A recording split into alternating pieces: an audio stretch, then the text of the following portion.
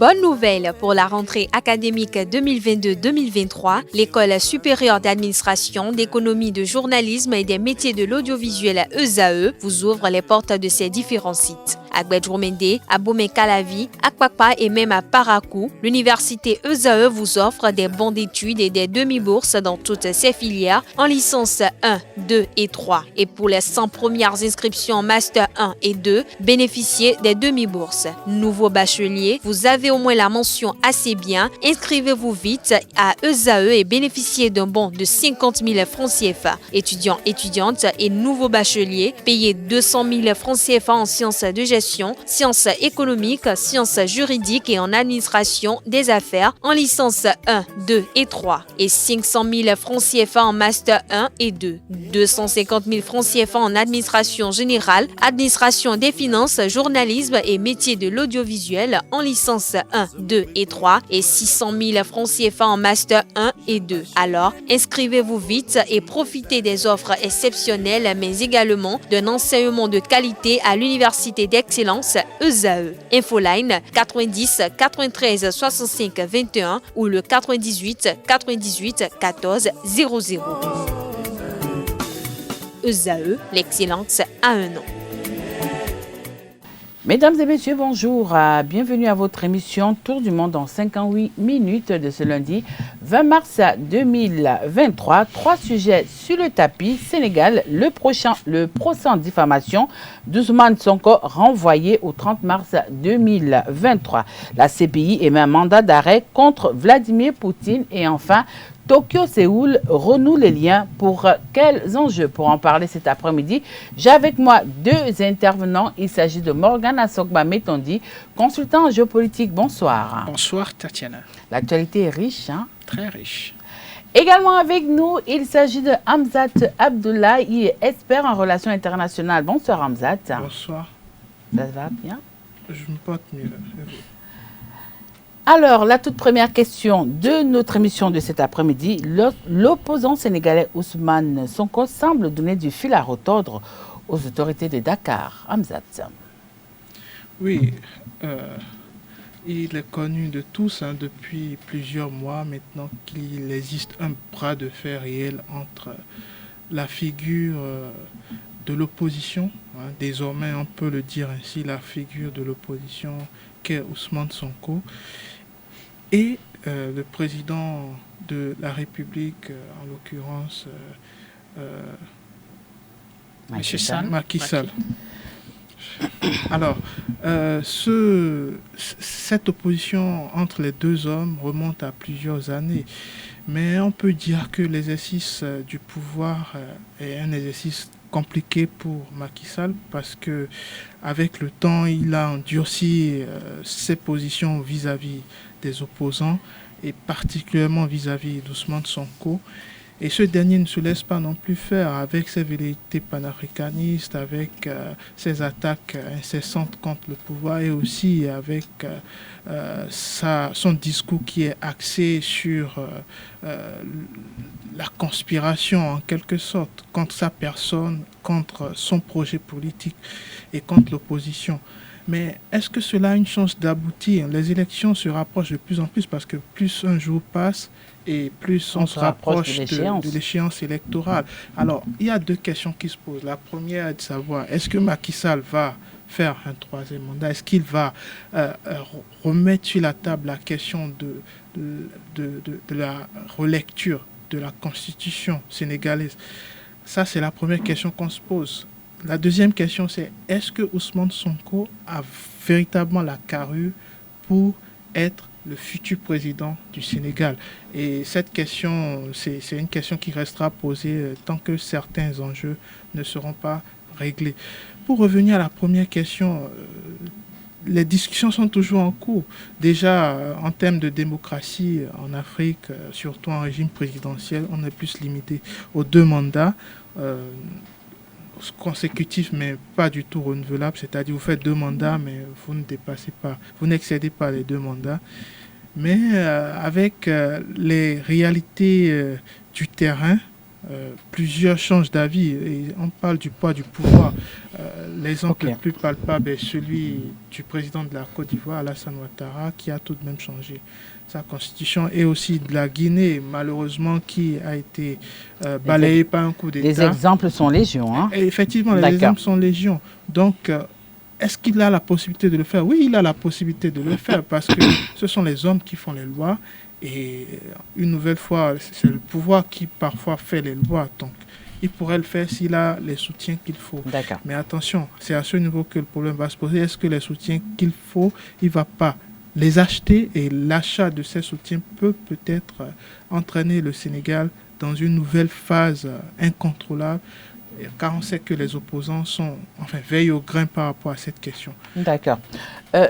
Alors, Morgana Metonji, dites-nous un peu pourquoi chaque fois qu'on parle de cet opposant sénégalais, nous assistons à des heurts dans la quasi-totalité des quartiers de Dakar.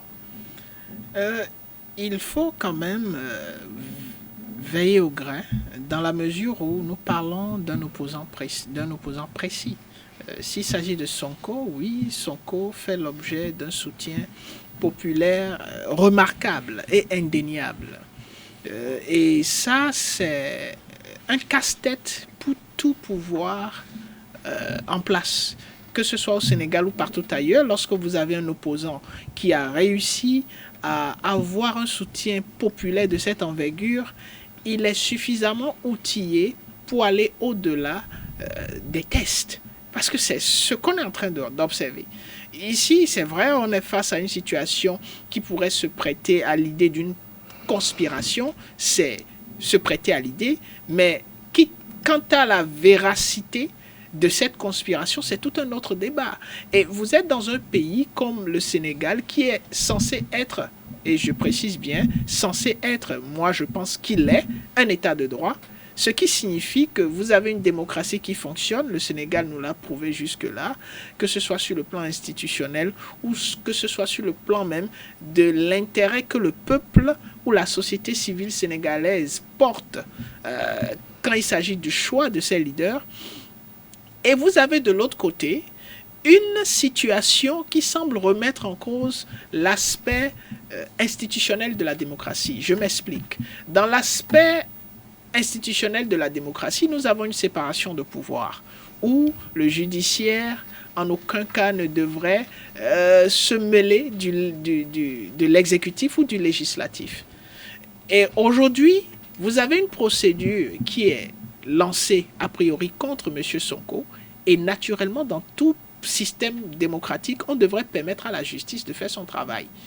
Mais aujourd'hui, vous avez la population, celle qui soutient correctement M. Sonko, qui s'oppose d'une façon ou d'une autre, même à la mise en œuvre de cette justice. Cela pose un problème. Et maintenant, est-ce que le problème, il est institutionnel ou il est démocratique? Ce n'est pas un problème institutionnel, parce que les institutions ont besoin de fonctionner, et jusque-là, il n'y a pas forcément de situation qui aurait permis de remettre d'emblée en cause l'appareil judiciaire sénégalais, même si on peut avoir des imperfections par-ci et par-là. Mais ici, on a le Kratos, qui est le Déo Kratos, le peuple, qui semble aujourd'hui s'opposer au fonctionnement du mécanisme institutionnel que prône la démocratie. Et donc, on va se retrouver face à une situation où, tant qu'il s'agira de M. Sonko, il y aura cette population qui sera prête à faire obstruction à la procédure judiciaire, et on pourrait se retrouver face à une situation où il faudra laisser passer simplement parce qu'on a un souci de cohésion sociale pour ne pas conduire le pays au bord du gouffre. Et cela serait naturellement une décision assez réfléchie à prendre. Alors, dites-nous un peu, Hamzata, en tant qu'expert en question des relations internationales, selon vous, c'est quoi le bien fondé même de ce procès quand on sait qu'il a accusé, c'est un procès en diffamation où le ministre du Tourisme l'accuse? Alors, par rapport à ce procès, il faut toujours laisser l'appareil judiciaire aller jusqu'au bout. Il ne faut pas jouer au prophète justement des premières heures ou de la 25e heure en faisant des pronostics improbables. La justice, l'appareil judiciaire sénégalaise n'est pas indépendante, contrairement à ce que beaucoup sont en Pense train le de croire. penser. Et c'est d'ailleurs le nœud du problème de la justice en Afrique. C'est-à-dire, vous avez un pouvoir, vous êtes censé avoir une séparation de pouvoir, mais la séparation des pouvoirs n'a jamais été réelle en Afrique depuis 1960.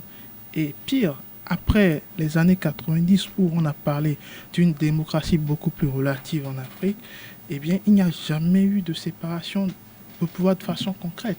C'est-à-dire, une fois que l'appareil s'installe, c'est-à-dire l'appareil de la gouvernance s'installe, eh bien, on se rend compte que cet appareil influence et de façon considérable la justice. C'est-à-dire, si vous êtes opposant et que vous vous retrouvez face aux intérêts du gouvernant, eh bien, vous avez 3 chances sur 4 de finir dans l'appareil judiciaire, mais en votre défaveur. Or, l'appareil judiciaire est censé être quoi en démocratie? Neutre. C'est censé être neutre, c'est censé être impartial, et ça n'a jamais été le cas. Donc, aujourd'hui, on accuse à tort ou à travers... Ou à raison. Ou à raison, Ousmane Sonko, mais il est très important qu'on puisse laisser l'appareil judiciaire faire son travail. Et j'entends aussi ce que mon confrère dit, l'instrumentalisation de la justice aussi, c'est pas forcément une bonne chose en politique. Et je pense qu'avec la popularité d'Ousmane Sonko, c'est difficile de pouvoir gérer cet aspect. Mais il faut toujours laisser la force à la justice et vraiment croire que cette fois-ci, le président Macky Sall n'aura pas sa main mise sur la question. Alors, justement, tout à l'heure, dans vos propos liminaires, Hamzat Abdoulaye, vous avez fait cas du 3e mandat du président Macky Sall. Alors, je vous demande aujourd'hui, au regard de tout ce qui se passe au niveau du Sénégal, est-ce que le président Macky Sall peut faire un passage en force pour ce 3e mandat, même si au niveau du Parlement, il a quand même la majorité? Il faut dire que, comme certains adages ont su le faire ressortir ou le mettre en relief, chaque peuple a le dirigeant qu'il mérite. Comme quoi, les Sénégalais ont... Et si on doit se fier à ce qui se passe au Sénégal, ce sera très difficile, voire impossible pour le président Macky Sall de mettre en œuvre, si d'aventure il avait l'idée, de mettre en œuvre cette idée.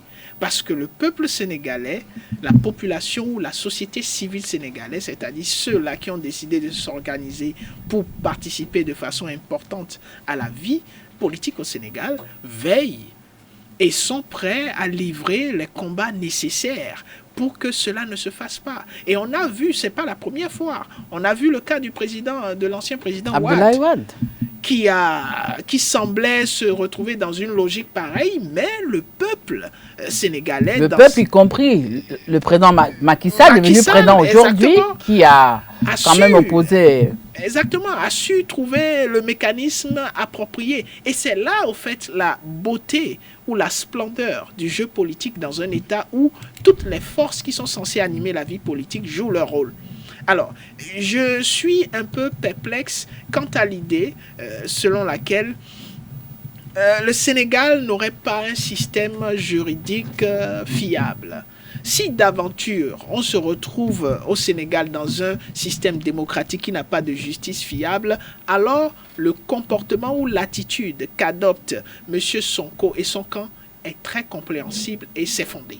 Si il est avéré que le Sénégal est un système démocratique dans lequel l'appareil judiciaire n'est pas suffisamment indépendant, parce que vous l'avez dit qu'il y a toujours cette relation, mais elle n'est pas propre à l'Afrique. Même dans les autres pays, étant donné que nous sommes dans des régimes démocratiques, il y a quand même des mécanismes de nomination qui font que dans certains régimes, c'est le président qui nomme. Et même aux États-Unis, on a vu la situation de la juridique de la Cour, je ne sais pas si c'est la Cour suprême, c'est bien la Cour suprême, où le président Trump a mis la majorité des républicains à cette Cour. Et on a vu les décisions. Et donc cette relation est intrinsèque au processus démocratique, mais ne devrait pas biaiser l'aspect procédural de ce système juridique. Et si d'aventure, donc, il est établi que le système démocratique sénégalais ne permet pas qu'on ait une justice fiable, c'est fondé. Mais si il y a la possibilité... Que de si, hein? Oui, s'il y a la possibilité que ce système est fiable, parce c'est pas le premier procès que M. Sonko a devant les juridictions sénégalaises. Lorsqu'on s'en tient à ses propres déclarations, il y a eu plusieurs procès. Mais il a gagné ces procès d'une façon ou d'une autre. Et donc, on devrait normalement, a priori, en se basant sur cet historique, laisser la justice faire son travail. Mais c'est très perplexe parce que l'enjeu ici, c'est la présidentielle, la magistrature suprême, et tout est ouvert. Et donc, pour pouvoir donner une analyse concrète, il faut avoir les informations donc, que certainement... bien précises. Voilà, assez précises. Alors, il y a encore quelques années, hein, cet opposant Ousmane Sonko était inconnu du monde politique sénégalais, mais aujourd'hui, certains estiment que c'est le président Macky Sall qui a rendu cet homme célèbre, Hamzat. Oui, écoutez, est-ce qu'il a rendu délibérément célèbre? Je ne pense pas. Je pense que c'est pas la force des choses que... Mais il a quand même rendu célèbre. Oui, mais c'était pas forcément volontaire, comme je l'évoque. Macky Sall, c'est un monstre politique, c'est un renard politique, un peu comme le renard politique de Hobbes. Il sait exactement ce qu'il a à faire dans le secteur, dans le milieu. Je pense que tout ce qui se fait au Sénégal a déjà été prémédité par l'homme. Il a son plan, en réalité.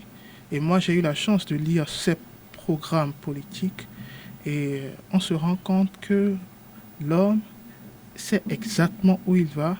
Et l'homme politique, quand il sait où il va, eh bien, il fait des choses terribles sur le terrain. Mais il y a la face cachée de l'homme. Et la face cachée de l'homme, c'est le pouvoir. Le pouvoir, parfois, ça vous... Enfin, ça change ça vous dénature, ça vous change. Et je pense que c'est en changeant qu'il s'est rendu compte qu'en réalité, Sonko pourrait se révéler comme l'épine dans la plante de son pied. Et là, quand il a compris, c'était un peu tard. Parce qu'il fallait donc, ça veut trouver dire qu'il ne savait les pas où mécanismes. Il allait. Il savait exactement où il allait. Oui, mais il ne savait pas que ça allait devenir un poids pour lui. Non, mais je sais pas le programme Si, de ce que peut être son adversaire. C'est deux choses complètement opposées. Mais quand il s'en est rendu compte, c'était déjà un peu tard. Donc, il a tenté de trouver les mécanismes pour le ramener trop tard. Et quand il a trouvé aussi les mécanismes pour peut-être le casser, il a essayé une fois, ça avait l'air de marcher, mais ça a eu l'effet opposé. Parce que vous vous rendez compte aujourd'hui qu'en politique, si vous avez un adversaire que vous persécutez, ce n'est pas une formule uniquement liée au Sénégal, hein, c'est propre surtout aux démocraties ou aux autocraties, comme d'autres le disent. C'est-à-dire, si vous avez un adversaire et que vous persécutez parce que vous êtes au pouvoir, il va arriver un jour où cet adversaire va puiser de tous ses affronts pour se révéler comme une force politique et vous défier, voire vous faire quitter le pouvoir. C'est déjà arrivé plusieurs fois. Et on se sert souvent de cette adversité pour revenir, pour reconquérir le pouvoir. Et je pense que c'est ça la démarche aujourd'hui de Sonko. Et ça porte ses fruits. Parce qu'aujourd'hui, il est la figure principale de l'opposition à Macky Sall, sans forcément occuper des fonctions importantes des institutions au Sénégal. Et ça, c'est ça la vraie marque de fabrique d'Ousmane Sonko. C'est-à-dire, il a réussi à imposer sa figure sans être membre prenante de l'appareil étatique, de l'appareil qui gouverne. Et moi, je vois aujourd'hui clairement Ousmane Sonko comme étant le principal rival du système, parce que Macky Sall, à un moment ou à un autre, quand il va se décider à faire ou ne pas faire le troisième mandat, il va être en face, soit lui, soit son système en face d'Ousmane Sonko. Et si Ousmane Sonko l'emporte, un problème majeur va se poser, c'est-à-dire celui de la séparation définitive du Sénégal avec l'ex-colon qu'est la France. Parce qu'on sait la mainmise qu'a la France au Sénégal. Une mainmise considérable, peut-être au même titre, voire même plus que la Côte d'Ivoire. Mais c'est historique. C'est un partenaire historique au Sénégal et je pense qu'en termes de partenariat économique, la France est privilégiée au Sénégal. Mais si Sonko l'emporte, je pense que ça va être une nouvelle voie qui va être définitivement dessinée au Sénégal. Et je pense que c'est ce dont beaucoup ont plus peur aujourd'hui. D'accord. Alors, lorsque l'opposant parle d'instrumentalisation de la justice sénégalaise, alors dites-nous un peu, est-ce que vous le voyez dans ce cas quand même briguer ou alors se présenter à la présidentielle de février 2024 quand on sait quand même que l'appareil judiciaire n'aime pas trop être châtié? Alors, il y a une chose qui est claire et qui ne devrait faire l'objet d'aucun doute. Il n'y aura pas d'élection présidentielle concrète au Sénégal sans que Sonko soit candidat. On a déjà la figure. Parce que, regardez, et c'est là où le caractère institutionnel de la démocratie va compétir avec le caractère social de la démocratie. Caractère institutionnel, on a les institutions qui doivent fonctionner, les règles sont établies.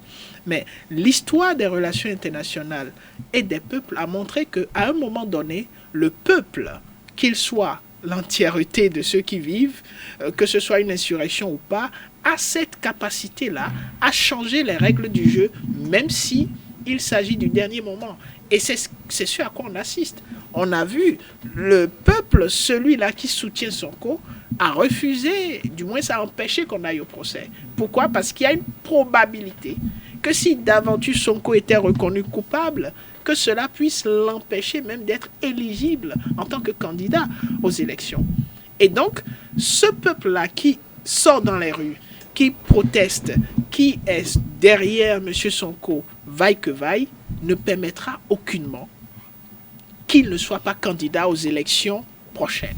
Et donc, quelle que soit l'alchimie, que ce soit judiciaire ou pas, la candidature de M. Sonko doit être validée pour qu'il puisse y avoir des élections au Sénégal. Donc, vous craignez que si probablement cette candidature n'est pas validée, tout peut partir en vrille, c'est ça? C'est pas une crainte. Pratiquement, lorsque vous regardez le comportement des jeunes Sénégalais pendant ces dernières années, depuis même les élections législatives, où Sonko a eu la bienveillance de ne même pas forcer le coup parce qu'ils étaient en train de contester et souhaitaient que Sonko soit sur la liste, mais il a dit « je me retiens ». Et donc, on ne pourra pas, si d'aventure on empêchait Sonko d'être candidat d'une façon ou d'une autre, même si on n'empêche pas, même s'il arrivait qu'il n'était pas, il ne remplissait pas les conditions, il va falloir trouver la méthode, oui, pour qu'il soit candidat. Et c'est ça la beauté de la chose quand on parle de la démocratie et du pouvoir du peuple. C'est vraiment magnifique. Je vais très rapidement, on va passer au second sujet. Rapidement, 30 secondes. Bien sûr, c'est peut-être une analyse subjective que je vais faire, mais le social va maintenant beaucoup plus vite que le politique. Et force est de constater que mon confrère a raison. C'est-à-dire, si la grande sociale va beaucoup plus vite, eh bien le politique est désemparé. Et le politique perd ses moyens. Quand le politique perd ses moyens, eh bien parfois c'est toute la démocratie qui est fragilisée. Parce que le principe de la démocratie, c'était pas forcément ça. C'était pas aller au-delà des tests. Parce que si vous êtes en tort, je ne dis pas qu'il est en tort, mais si vous êtes en tort, eh bien les tests les tests sont clairs par rapport à ça. Donc, ça fragilise forcément le processus démocratique et électoral. Voilà. Deuxième sujet de cet après-midi, la CPI émet un mandat d'arrêt contre Vladimir Poutine. L'information est tombée comme un volcan en éruption il y a quelques jours. La CPI a émis un mandat d'arrêt contre Vladimir Poutine. Réaction. Hamzat, vous permettez ou vous allez... Bien sûr. Non, vous d'abord. Hamzat après. Vous voyez, voilà la CPI qui décide d'émettre un mandat d'arrêt et voilà M. Poutine qui va quand même visiter un espace considéré comme conquis aujourd'hui. C'est pour dire que ce comportement peut être analysé sur deux plans. Ouais. Sur le plan institutionnel, en se référant à la CPI et à tout ce que la CPI fait, c'est plus ou moins compréhensible sur le principe. Lorsqu'il y a des crimes de guerre quelque part ou des violations, il faut identifier un probable coupable et entamer une procédure, quitte à vérifier à la fin s'il était coupable ou pas. C'est compréhensible. Mais sur le plan des relations internationales, c'est quasiment comme de l'eau que certains pourraient dire verser sur le dos d'un certain canard. C'est-à-dire, la Russie n'a ni chaud ni froid qu'il y ait un mandat d'arrêt qui soit émis contre le président Poutine. Encore que la Russie a quand même, d'une façon ou d'une autre, soutenu l'idée de ce statut de Rome qui a donné naissance à la CPI, ce qui n'est pas forcément le cas des États-Unis. Et donc, si on ne peut pas, et M. Lavrov l'a dit à l'une de ses interviews, il a dit, mais lorsque les États-Unis étaient en Irak, est-ce que vous avez interviewé M. Bush pour lui poser les questions que vous voulez poser à M. Poutine aujourd'hui? Ce qui signifie que la Russie, dans sa façon de penser, estime que ce qu'on ne peut pas faire aux États-Unis, on ne peut pas le faire à la Russie. Alors, est-ce que c'est pour ça que certains qualifient cette action de la CPI comme étant absurde, Hamzat? Écoutez, est-ce que cette décision est absurde? Est-ce que je ne saurais le dire. Hein. Nous avons quand même le temps. On sait que toute guerre a son lot d'infortunés qui meurent. Malheureusement, les civils, les militaires, c'est le lot des guerres en réalité. Mais de là émettre un mandat d'arrêt international contre Vladimir Poutine, je trouve ça tout de même un tout petit peu désabusé. Parce que si mon confrère a bien fait de le citer, le cas Bush fait cas d'école. Hein. Il y a le cas Sarkozy aussi, qu'on ne cite pas assez. Il y a aussi d'autres cas qu'on pourrait citer, mais on se rend compte que cette CPI, on a une CPI qui fonctionne aux 2 poids 2 mesures. C'est-à-dire, quand il s'agit des intérêts de l'Occident, on ferme les yeux. Mais quand il s'agit encore une nouvelle fois de l'intérêt des Occidents, mais en leur défaveur, cette fois-ci on veut frapper fort. Et je pense qu'ils ont frappé fort parce que émettre un mandat d'arrêt international contre Vladimir Poutine, c'est fait fort, c'est un gros coup. C'est vraiment un gros coup. Ce serait quand même... Peut-être que la CPI est à la recherche d'un buzz, on ne sait jamais. Hein? Non, je ne pense pas que ce soit... Parce que vous allez le voir, si vous essayez d'analyser un peu le climat international ces derniers temps. Très tendu. C'est très tendu. Tout porte vers les sanctions contre la Russie, tout porte vers l'isolation de la Russie, tout porte vers le blocage, je vais dire, des comptes, le gel des avoirs des oligarques russes. Et progressivement, ils en sont arrivés là. Parce que, bien entendu, c'est cité, il y a eu des massacres à Boutcha et ailleurs en Ukraine. Mais est-ce que c'était suffisant pour véritablement émettre un mandat d'arrêt international contre Vladimir Poutine? Bush a fait pire en 2003 en agressant l'Irak. L'Irak, sans d'ailleurs le mandat du Conseil de sécurité. De sécurité des Nations Unies. Et malgré qu'il y a eu plusieurs États occidentaux qui étaient contre cette intervention, comme la France d'ailleurs, de Dominique Villepin qui avait fait un discours mémorable à l'Assemblée des Nations Unies. Mais au final, il y a eu cette attaque qui, avec le temps, était infondée, puisqu'on n'a jamais vu les armes de destruction massive, on n'a jamais vu des protons ou des neutrons sous le sol irakien de Saddam Hussein. Et finalement, il y a eu des morts pour rien du tout. Mais qui va payer ces morts? Qui sera châtié pour ces morts? Apparemment, personne. Mais quand il s'agit de Poutine, eh bien, il faut le faire. C'est déjà arrivé. Il y a eu le cas de Slobodan Milosevic, le Serbe. Et c'était pratiquement la même chose parce qu'on a eu une guerre de la Yougoslavie où les Serbes, les Croates et les Bosniaques se sont entretués, mais on ne prend que le Serbe parce qu'il a des connotations communistes avec l'URSS. Donc, on prend le bouc émissaire, on le condamne, mais à quelle fin? Est-ce que ça règle le problème? Je ne pense pas. Je pense que la CPI doit se réinventer parce que nous sommes au bout du tunnel. Le bout du tunnel nous force à réfléchir par rapport au procédé. Et si ce n'est pas fait, je pense qu'avec le temps, beaucoup d'États vont désavouer ces procédés et ça va tuer le multilatéralisme. Alors, dans un communiqué, la CPI a martelé, je cite, pour sa responsabilité dans la déportation illégale des enfants ukrainiens depuis le début de l'invasion russe. Alors, dites-nous un peu, un communiqué que Kremlin a balayé du revers de la main. D'une façon assez simple, mais quand même compréhensible. Parce que, oui, déjà, il faudrait comprendre le mot déportation. Et si le mot déportation a tout son sens, on peut parler de problème.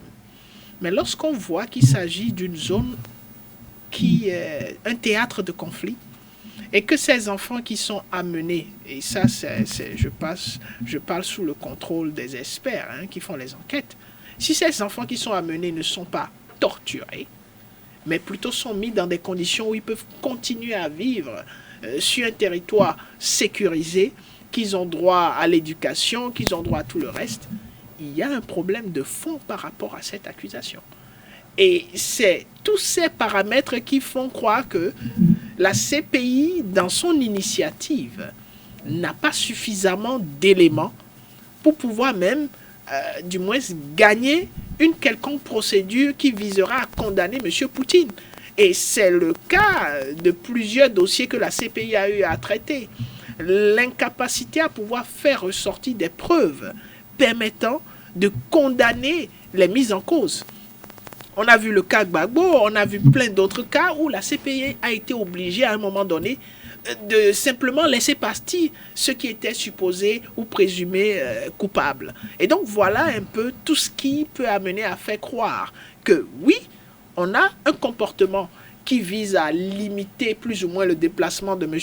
Poutine sur la scène internationale, parce que si vous avez un mandat d'arrêt, vous n'êtes pas censé vous déplacer comme vous le souhaitez. Mais on se pose la question de voir si est-ce que l'ensemble des éléments de preuve que pourrait avoir la CPI aujourd'hui sont suffisants pour qu'on puisse lancer un mandat d'arrêt contre l'intéressé. Et pour répondre à cette question, on va se dire que ce n'est pas évident. Parce qu'ils n'ont même pas cité le cas de Boucha dont vous parlez, parce qu'ils n'ont pas suffisamment d'éléments. Mais ils parlent de déportation. Est-ce que c'est suffisant? C'est la grosse question. Alors, le fait que ni la Russie ni l'Ukraine ne soient membres de la CPI, est-ce que ça ne fausse pas déjà la donne? Non, pas forcément, parce que le droit international est clair là-dessus. Vous n'êtes pas obligé de ratifier pour... Enfin, si vous êtes en tort face au droit international, c'est que les tests peuvent s'appliquer à vous. Dans le cas de Poutine, c'est lui le chef de guerre. C'est lui celui qui ordonne aux militaires d'aller sur le terrain. C'est lui le commanditaire, comme les autres le disent. Mais est-ce qu'ils ont des éléments concrets, des preuves concrètes pour véritablement appuyer ce mandat d'arrêt? Je ne pense pas, parce que je crois que la CPI est devenue la queue de comète de la Commission internationale ou de la communauté internationale. C'est-à-dire, c'est devenu le bras armé de cette communauté internationale qui, quand cette communauté se retrouve sans le moyen d'agir ou de faire quoi que ce soit, eh bien, charge ce bras armé pour faire les choses à sa place. Mais il faut dire de façon claire que Poutine va rester tranquille. Il ne sera pas arrêté parce que la Russie, elle est bien grande, elle est bien vaste. Ça, c'est une chose. La deuxième chose, c'est que c'est pas la première fois qu'un chef d'État est sous un mandat d'arrêt international. C'est déjà arrivé, notamment avec Omar el-Béchir, qui a même pu voyager dans des territoires qui ont signé et ratifié cette convention. Donc, Poutine va être tranquille. Et je voudrais poser une question, peut-être à tous. Qui va arrêter Poutine? Bien malin qui pourrait répondre à cette question. Qui va vraiment l'arrêter, M. Poutine? Alors, certains estiment que de plus en plus, la Russie est isolée sur le plan international. Malgré ça, aujourd'hui, le leader russe reçoit quand même son ami de longue date, Xi Jinping. Est-ce qu'on peut encore dire que la Russie est isolée sur le plan international? Vous savez, tout dépend de ce qu'on met dans isolé. S'il s'agit de la façon dont la Russie est perçue dans les médias et sur la scène internationale, la perception qu'on a, l'image qu'on a de la Russie, oui, on peut dire que la Russie est isolée. Mais s'il s'agit de l'interaction entre les États qui recherchent leur intérêt, qui défendent leur intérêt, il faut quand même comprendre que la Russie est très loin d'être aussi isolée qu'on le pense, puisqu'il y a plusieurs États qui continuent d'interagir avec la Russie, qui continuent de trouver leur intérêt dans, pas le comportement de la Russie. Ça, c'est clair. La communauté internationale, pratiquement dans son entièreté, condamne le coup de force qui est utilisé. Mais il y a quand même des États qui continuent d'avoir des intérêts, que ce soit sur le plan des produits comme le gaz, des produits comme le pétrole russe. Tous ces produits continuent d'attirer ou de susciter l'intérêt. Même les produits comme l'armement, les produits visant à rassurer les États dans leur processus de lutte contre certains groupes terroristes, je parle de l'aspect sécuritaire, ce sont là des éléments que la Russie possède et qui suscitent l'intérêt d'un certain nombre d'acteurs de la scène internationale et qui ne pourront pas dire devant les caméras qu'ils s'opposent forcément à ce que fait la Russie, mais qui peuvent aussi dire cela et derrière les caméras quand même continuer à échanger avec la Russie sur le plan économique. Alors Joe Biden, lorsque la CPI émet donc ses mandats d'arrêt contre Vladimir Poutine, a déclaré, je cite, « Le mandat est justifié ». On voit bien qui parle, parce que celui qui parle, c'est avant tout le chef de l'OTAN. Le chef de l'OTAN, c'est quand même, sur le plan international, avoir une certaine connotation ou acquaintance avec cette Cour pénale internationale. On n'a d'ailleurs jamais vu George Bush être condamné, donc cela va de soi. Que Xi Jinping mène une visite officielle en Russie, je crois que c'est un signal très fort. Un signal très fort par rapport au partenariat qu'il y a entre ces deux grands pays. Un signal très fort à la communauté internationale aussi, par rapport à la suite. Parce que la suite va être décisive, hein, parce que depuis le début de cette guerre, on n'a pas véritablement senti la Chine prendre position. Mais de plus en plus, elle prend position. Hein. Non, la Chine a vraiment soufflé la braise, mais à son avantage surtout, sans pour autant mettre à dos les Occidentaux, sans pour autant aussi soutenir de façon officielle Poutine. Mais cette visite va quand même décanter pas mal de choses. Parce que déjà dans l'imaginaire chinois, la Russie n'était pas forcément quelqu'un à qui il fallait faire confiance. Depuis l'époque de Staline, on a vu le grand Mao Tse-tung rendre visite à Staline, qui l'a retenu pendant 3 jours dans une dacha, une résidence russe, avant de le recevoir. 3 jours. Donc ça, c'est resté dans les mémoires chinoises, avec la méfiance politique. C'est très rare qu'un chef d'État chinois se déplace vers un chef d'État russe. Et là, surtout dans ce contexte aujourd'hui... Autre temps, autre mœurs, hein. Pardon? Autre temps, autre mœurs. Bien sûr, mais plus dans ce contexte aujourd'hui, c'est encore plus délicat. Mais si ça s'est fait, c'est parce que des moments clés vont être décidés. Si ce n'est pas le moment clé, c'est certainement des accords clés qui seront signés pendant cette visite officielle. Et ça va être certainement... cela va être la suite forcément de cette guerre. Le soutien, le poids chinois sera un poids décisif, qui va peser fort dans la balance. Dernier sujet de cet après-midi, Tokyo et Séoul renouent les liens pour quels enjeux? Le président sud-coréen a effectué une visite au premier ministre japonais. Ils se sont rencontrés. Alors, dites-nous un peu, au niveau de la scène internationale, comment est-ce que le consultant en géopolitique que vous êtes, comment est-ce que vous avez apprécié cette information qui a été rendue publique la semaine dernière? Alors, La première chose qui m'est venue en tête, c'est déjà que nous sommes dans une dynamique géopolitique. Les cartes bougent un peu partout et surtout dans cet espace-là du monde, l'Asie, et le Moyen-Orient, le Pacifique. C'est très dynamique et il faut donc que chaque État essaye de revoir quels sont les États qui s'alignent ou du moins sur qui on peut compter. D'accord. Et c'est dans cette dynamique que vous avez cette rencontre qui s'inscrit réellement dans la dynamique géopolitique actuelle dans la zone concernée. Alors, nous savons quand même qu'au lendemain de la Première Guerre mondiale, hein, ou même pendant la Première Guerre mondiale, la Corée et le Japon ont quand même eu quelques problèmes et leur méfiance, hein, ils ne cachent pas leur méfiance d'un pays comme un autre. Alors, qu'est-ce qui a véritablement changé pour qu'aujourd'hui, en 2023, on retrouve les deux dirigeants de ces pays qui puissent se rencontrer? Alors, la méfiance vis-à-vis des Japonais, c'est historique.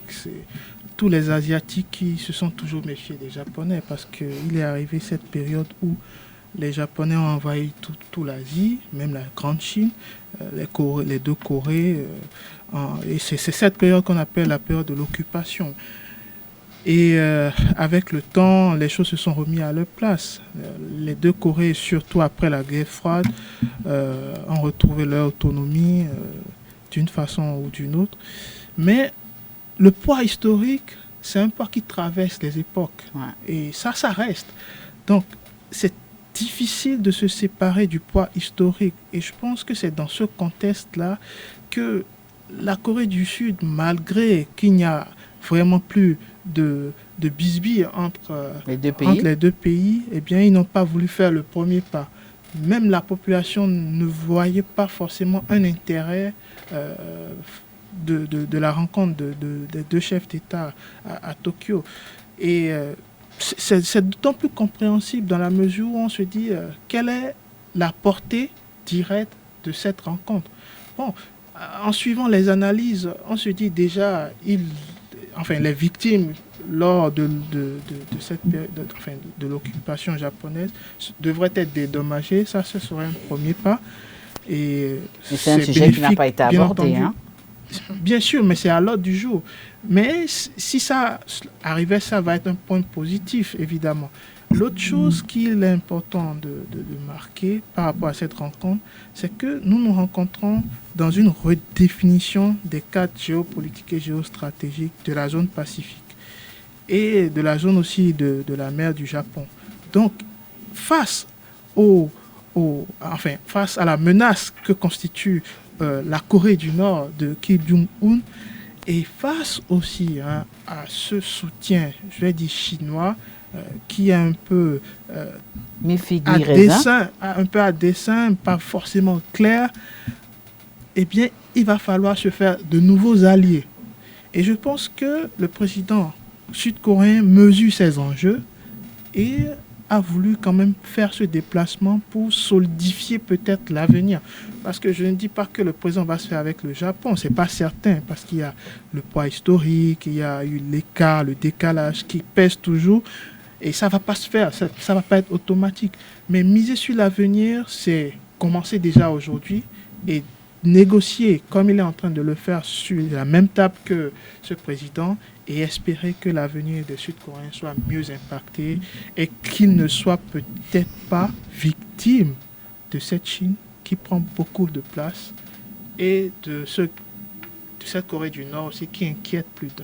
Oui, justement, en parlant de la Corée du Nord, est-ce que c'est pas parce que ce soit le Japon, que ce soit la Corée du Sud, les deux pays ont quand même peur qu'un beau matin, ils puissent recevoir un missile venant de Pyongyang. Est-ce que c'est pas pour ça? C'est vrai qu'il a dit qu'aujourd'hui, il y a une certaine redistribution des cartes. Et c'est qui l'auteur de cette redistribution des cartes si ce n'est pas la Corée du Nord? La Corée du Nord, à elle seule, ne peut pas être auteur de cette redistribution des cartes, puisque si on s'en remet à l'histoire, ce genre de déplacement n'est pas régulier. Mais il est historique. Il faut comprendre que les enjeux sont énormes aujourd'hui sur la scène internationale. Ce qui se passe en Ukraine avec la Russie a une implication plus ou moins. Et quand vous laissez cela de côté, vous voyez le rapprochement qu'on a eu entre l'Arabie saoudite et l'Iran, c'est aussi quelque chose d'intéressant. Et donc aujourd'hui, il y a nécessité pour tout chef d'État, quel qu'il soit, de revoir sa stratégie géopolitique. Et c'est ce qui se passe aujourd'hui. Donc ce n'est pas qu'une peur suscitée par le voisin Pyongyang, mais c'est surtout qu'il y a, en plus de cette inquiétude qu'ils ont déjà appris à faire avec, si on s'en remet à l'histoire, il y a des enjeux réels qui sont en train de changer la dynamique du monde entier. Et peut-être que ces deux-là sont en train de préparer quelque chose, on ne sait pas.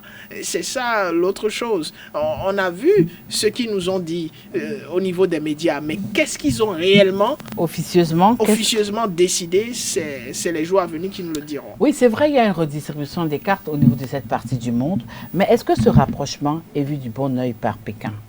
Forcément quand on sait aujourd'hui que Pékin va être le seul maître à jouer de cette partie du monde.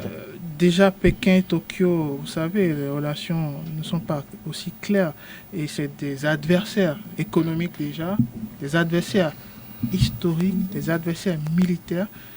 Et surtout dans cette zone du Pacifique, c'est des adversaires qui se font une guerre en permanence pour savoir qui a la légitimité d'occuper ces eaux du Pacifique, Indo-Pacifique. Et là, c'est une question qui est très importante parce qu'on se rend compte que le Japon a perdu un peu de son super pouvoir, de sa super puissance avec le temps, au détriment de sa Chine, justement. Donc, voir le Japon s'allier avec la Corée du Sud, mathématiquement, si ça se fait éventuellement, bien entendu, eh bien c'est un danger pour la Chine. C'est clairement un danger pour la Chine. Mais pas un danger pour la Corée du Nord. Bien sûr, par alliance, un danger. Mais c'est clair. Le jour de la visite du président de la Corée du Sud au Japon, la Corée du Nord fait des exercices militaires. Vous voyez? Donc, c'est un signal fort. C'est-à-dire, nous ne sommes pas d'accord, enfin, en termes de géostratégie liée surtout à l'armement et au militaire, c'est un signal très fort parce qu'il a quand même tiré une nouvelle fois, il a fait des exercices balistiques une nouvelle fois et tout ça, ça dénote clairement le message. Nous ne sommes pas d'accord. Et la Chine, c'est le partenaire, c'est l'allié historique de la Corée du Nord, parce que durant la guerre froide, il n'y avait que la Chine pour soutenir la Corée du Nord. Et il y a eu une guerre meurtrière entre les deux Corées, et ça s'est soldé par des millions de morts qui impliquaient beaucoup de choses. Mais pour finir, c'est que le Japon reste toujours un allié, enfin, un adversaire, je vais dire, pas du tout un allié, un adversaire de la Chine. Donc, si aujourd'hui, la redistribution des cartes se fait en sorte que la Corée du Sud puisse aujourd'hui enterrer, je vais dire, ces différences, ces divergences avec le Japon, cela en fait de fait un allié, un probable allié. Et deux alliés en commun, eh bien, vous allez vous retrouver à l'adversaire. Les ennemis de mes amis sont mes ennemis. Alors, pour finir très rapidement de ce troisième sujet, on a constaté que les Sud-Coréens n'étaient pas euphoriques par rapport à cette rencontre. Après, certains ont même estimé qu'ils étaient déçus. Oui, c'est compréhensible parce que les Sud-Coréens sont beaucoup plus concentrés sur le social, sur l'histoire. Mais les chefs d'État sud-coréens sont concentrés sur les intérêts de la Corée du Sud à l'heure où nous parlons. Et il faut voir aussi, si on veut pousser un peu la réflexion plus loin, cette dynamique, il faut la voir aussi sous l'angle des États-Unis. Parce que qui dit Japon, dit États-Unis. Et d'une façon ou d'une autre. Et donc les États-Unis pourraient être aussi cet allié-là qui aurait peut-être facilité. Tout ça, ce sont des hypothèses. Puisque de l'autre côté, on a la Chine qui réussit un coup de maître avec l'Arabie saoudite et l'Iran. Pourquoi ne pas répondre en donnant aussi un coup de maître entre le Japon et la Corée du Sud? Donc probablement, et c'est pour cela que je parle d'une dynamique de la scène internationale actuellement. C'est beaucoup plus ces aspects-là qui permettent aujourd'hui de voir qu'il y a des mouvements et qui sont surtout par rapport aux intérêts de chaque acteur sur la scène. Voilà, chers amis internautes, nous sommes arrivés à la fin de notre émission. Tour du monde en 52 minutes, nous avons discuté autour de 3 sujets. Nous sommes allés au Sénégal. Du Sénégal, nous nous sommes rendus à la CPI qui a émis un mandat d'arrêt contre Vladimir Poutine et nous avons clôturé par le Pacifique où l'axe Tokyo-Séoul a décidé de renouer les liens et vous avez écouté nos invités cet après-midi qui nous ont quand même livré les différents enjeux de cette décision de se remettre ensemble à nouveau. Tatiana Randa, merci de nous avoir suivis. Bon après-midi. Prenez rendez-vous lundi prochain quand il sera 16h.